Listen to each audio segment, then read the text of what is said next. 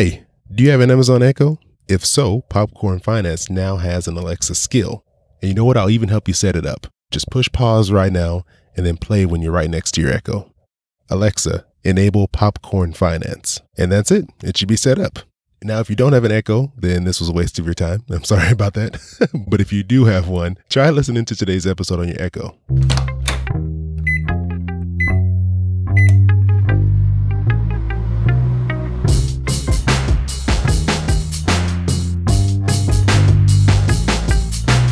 Hey, this is Chris. Hope you're doing well, and welcome to Popcorn Finance, where we discuss finance in about the time it takes to make a bag of popcorn. I appreciate you coming back for another episode, and also for joining me again for our side hustle series.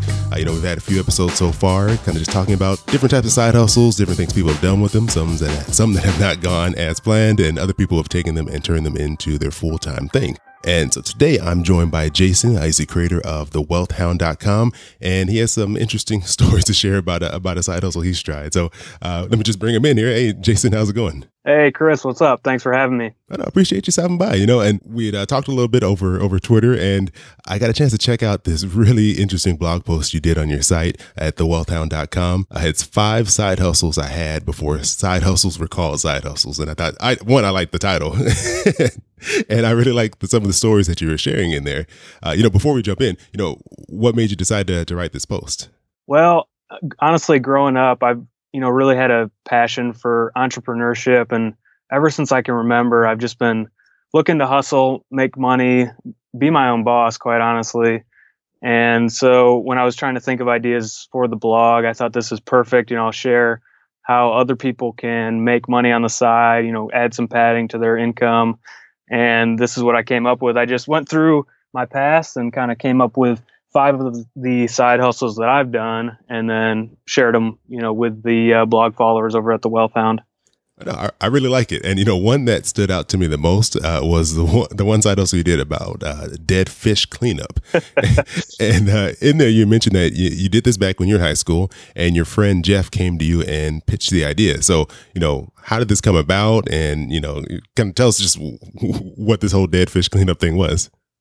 Yeah, that's out of all the side hustles that I did on that post, that's the one that drew the most attention, just because it's so kind of strange and out there. But kind of paint the picture for you. So yeah, I was in high school. I think I was a junior or senior. I know my friend Jeff and I were able to drive. So anyway, he came over to my house one day, and there had been this big fish die-off in our hometown. And we kind of live in a resort kind of area in Michigan up near the lake is called Lake Makatawa.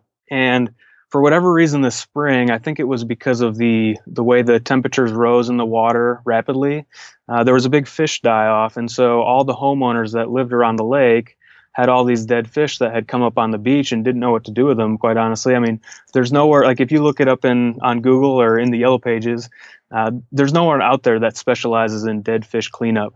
So fortunately for us, my friend Jeff came up with this brilliant idea to capitalize on the dead fish cleanup and go around to all the homeowners around the lake and offer our services, which we became the new specialists for dead fish cleanup, let me start off by saying this. It was absolutely disgusting. You can't imagine how bad it smelled, having a truck full of dead fish, but we did it, and we actually did really well, and had a great time doing it. So that is probably one of my favorite stories from my side hustle past and kind of entrepreneurship. You can capitalize on any little idea if you see the opportunity and wind up making pretty good money doing it. So, how long did you guys do this side hustle for? We did it for, I want to say about 2 weeks. I mean, maybe 3 weeks. We did it as long as we had people calling us.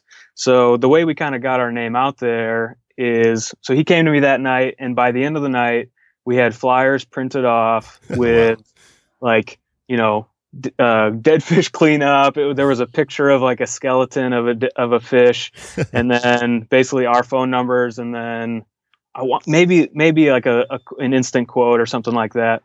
And so we basically did it as long as we were fielding calls from the people around the lake. And I think it was about 3 weeks, and the way it would kind of work is, they'd call us and we would schedule it out because we got pretty busy and we were still in school. So we were doing it basically on the nights and weekends when we could get out to their houses. So we would schedule it out. He had a pickup truck and we'd take the pickup truck out to their house, park it out front. And then, those big kind of tubs that you either, sometimes at a barbecue, you throw all the beer and soda and stuff in it, or even a keg. So we would take those and each carry one side, bring it down to the lake. We'd fill it up with the fish. And you just can't imagine, like, if this is too gruesome, I apologize. But like, we were using pitchforks to get the dead fish, and they had been sitting out in the sun, and it was just so bad. But we'd load up the bins, load up his truck, and then I very vividly remember us at one point with a truck full of dead fish driving through downtown in the city that we lived in, and we were just laughing. I mean, it just smelled so bad. And then kind of our plan, we actually partnered with a landscaping company in our hometown, and we were able to bring the fish out to his place because, like, what do you do with all these fish? Exactly. And we brought them out there, and they had a big compost pile. So he was happy to have them because that's great for the compost. So we actually dumped them off there. And then each night we would go to a local, one of those like spray it out yourself car washes, and we'd spray out his truck bed and then go home and like shower for 15 minutes. Yeah, I was going to ask you, I was like, man, did the fish smell like stain in the truck or anything like that? I'm sure it did. I'm not sure. I know it was like, it would get stuck under your nails. And I know at the end of it, like any clothes that I wore, I would just chuck out. But we had such a good time with it. I know in the mornings we'd go into school and we would just be telling people. It was just such a fun thing to be a part of and to make some decent money doing. Speaking of money, how much money did you guys make? Like, roughly, I know it was a while ago. Well, I think if I remember correctly, about $30 an hour. So we were 17 years old, and a lot of the people, you don't make that kind of money in high school, especially back then. I feel I'm not that old, but in 2006 or whatever, most people are working, probably making minimum wage or something like that. And we went out with little overhead, very little overhead, and made $30 an hour for a few weeks. So that was the best money I had ever made at that point. So I was really happy. Yeah, $30 an hour is huge. Yeah, absolutely. And so, another thing I liked about your story too is that, you said you did this for, a few weeks. And I think it's important to mention that, a side hustle, you're doing this on the side. It doesn't have to be your full-time thing. I mean, some people make it their full-time thing, but a side hustle can just be for a short period of time. You find an opportunity, you jump on it, and you can ride it out as long as it lasts, and just move on to the next thing. Yeah, that's absolutely right. I mean, it doesn't have to be permanent, and the reality is not everybody has the time to take a side hustle and have it become, almost a permanent side hustle. So we were able to kind of carve out a 2-week period and make some money. And for people out there that are looking for an opportunity to make a little extra cash, I mean, once a week you can log on your computer and make a little extra money. There's a lot of opportunities out there to do that. Oh yeah, for sure. And so, I didn't think that leads right into, do you have any advice for people out there looking for side hustles? Any tips you have on, things to be mindful of, or, things to think about if you're looking for a little side income? Yeah, absolutely. So one thing that kind of comes to mind, and it does because I just mentioned it, is overhead. So keep that in mind. Like if you're going into something kind of blind, like keep your overhead low and just kind of test it out. If you have an idea, maybe you're starting your own thing, test it out on friends and family before you take it live really to the public, before you have to start, taking on additional like advertising costs and website costs, and if you're hiring employees, that kind of thing. So that would be my first thing. Just kind of test it out, and don't be in a rush to like make it big. If you're starting a business or something like that, just start slow and kind of see where it goes. The next thing, and really I should have started with this, is they're called side hustles for a reason. It's hard work. Like you're going to be hustling. depending on what you choose to do. But I really like a quote. It's actually by Thomas Edison, and he said, "Opportunity is missed by most people because it's dressed in overalls and looks like work." Like you've got to be willing to go out there and work for it if you want to make the extra money. You know, there's no such thing as free lunch. That's another saying. But like, if you want to make the extra money, just be willing to put in the work for it.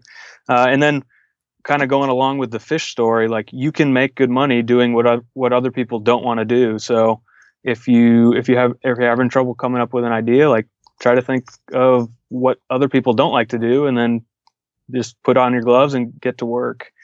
And finally, I'll kind of finish with this, I think, is that it's not all about the money. So obviously side hustles are a great way to pad your income, to help you reach financial independence if that's what you're looking for, add a little bit extra money to your 401k or retirement savings, or pay down debt. But it's not all about the money. For me, I came out of the fish cleanup story, 2 weeks, a little extra money, but it's 12 years later, and I just have this awesome memory of doing it and working hard and going out being my own boss and getting it done. So that right there, I think, is one of the most important things as well. Oh, that's great. No, those are some great tips. I think some really good things people can implement and think about as they're out there searching for a side hustle. So, Jason, appreciate you coming by, sharing your story, sharing this great story. And before we go, where can people go to find out more about you and kind of check out more of what you have going on at thewealthhound.com? Yeah, thanks, Chris. So I have a blog. It's www.thewealthhound.com. I post there regularly, and I'm actually just finishing up a series really for new parents, because my wife and I are expecting a baby actually over the next week or two. But it's called the Babies and Money series, and I kind of phrase it as what to expect financially. And for any parents out there, you've probably read the book, What to Expect When Expecting. So that's where it comes from. But just finishing up a series. This coming Monday will be the 5th post in the series, and I've kind of solicited advice from money and personal finance bloggers around the web, and some really great names out there, and awesome parents that have stopped by to share their advice for new parents. So for anybody listening, I highly recommend checking out that series and checking out the post. And then you can also follow me on Facebook, Twitter, Instagram, and I do a little Pinterest as well, which is a new thing. But The Wealth Hound, if you look me up, I'll be happy to connect with you, and happy to share any personal finance tips or side hustle tips with all of you. Oh, perfect. And, hey, congratulations on the upcoming baby. Thanks, Chris. We're excited. It's a little intimidating, but we're ready. Oh, man. Well, hey, we'll hope the two of you do well, and, that it goes smoothly, and, you get a little time to rest in between all of that. Thanks, Chris. Right. We're excited.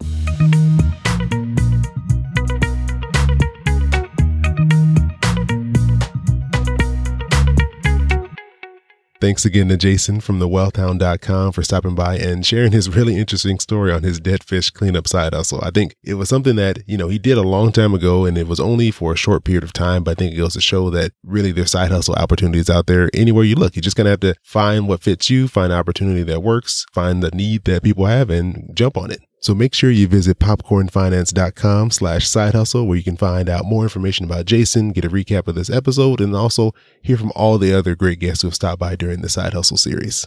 And now for my weekly side hustle update. For those of you who don't know, I've been selling t-shirts through the Amazon merch program. It's been work. There's definitely been some hustling involved in coming up with these designs, but so far I have 3 designs up. I have a 4th one pending. If you're following me on Instagram, you've probably seen some of these designs already, but I have the one sale, still leaning on that. And I actually need to try a couple of things to try to boost sales. I know I mentioned this last week, but I think this week I'm definitely going to give advertising a try. Maybe create a couple of images, put them out there, see what happens. Maybe I can drive some traffic over there and get a couple more sold. But the whole point of this new side hustle was to try something new, put myself out there, do something I haven't done before, and maybe I have some tips that I can share with you. Maybe I can inspire you to try something new, but I thought it'd be great to do the side hustle along with this series, and maybe along with some of you who are giving something new a try.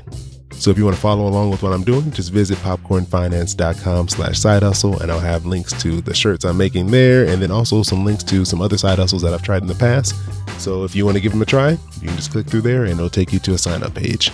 Oh, and last week I mentioned that I'll be doing a giveaway. So if you are following me on Instagram, you saw that I posted up the details. I'm giving away a copy of Side Hustle by Chris Guillebeau. It's a great book. It takes you through the process of finding a side hustle idea and then taking it from idea to actual, real side hustle, real income earner in 27 days. So all you have to do is swing by at Popcorn Finance Podcast on Instagram. Make sure you're following me. Tag 2 friends in the comments and then just share the post. And on May 13th, which is next Sunday, it's actually Mother's Day, I'll be announcing the winner. So make sure you swing by, enter for a chance to win. You have great odds of winning. I just want to throw that out there. And I'm just really excited to give away this book to someone. Oh, and lastly, before I go, I want to say a big thanks to 2 great listeners, Christopher Robbins, who's been listening for, I think, almost since the very beginning, and Tara Kelly, or it may be Tara. Please let me know. I want to make sure that I'm saying it correctly. So I'm going to say it both ways. Tara Kelly or Tara Kelly. I just want to say thank you. Appreciate you for always being so engaged and interacting with me online, because it definitely helps, because, I'm sitting back here behind a microphone and a computer screen. So it's always great to hear from you, the listeners, and know that you're enjoying whatever it is that I'm that I'm putting out there. So I appreciate all of you listening. I'm going to make sure I do this more often, just, acknowledging you and thanking you all for being a part of the show. Oh, and like I mentioned in the beginning of the episode, Popcorn Finance is now on Amazon Echo. So all you have to do is say, Alexa, enable Popcorn Finance, and you'll be able to listen to the show directly from your Echo device. So really excited about this. It's so cool to have the podcast in new places. So as always, I appreciate all of you joining me here for another bag of popcorn. I hope you have an amazing rest of your day, and I'll talk to you soon.